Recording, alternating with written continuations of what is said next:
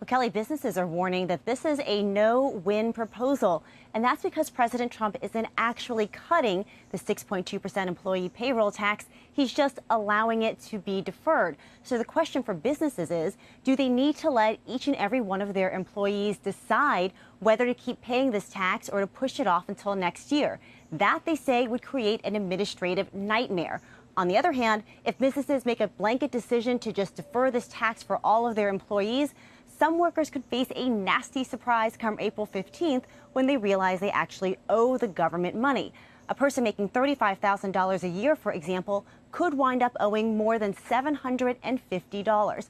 So a coalition of industry businesses is now cautioning that many of our members will likely decline to implement deferral, choosing instead to continue to withhold and remit to the government the payroll taxes required by law, aka the status quo. So, Kelly, the other challenge here is that these payroll taxes are used to fund Social Security.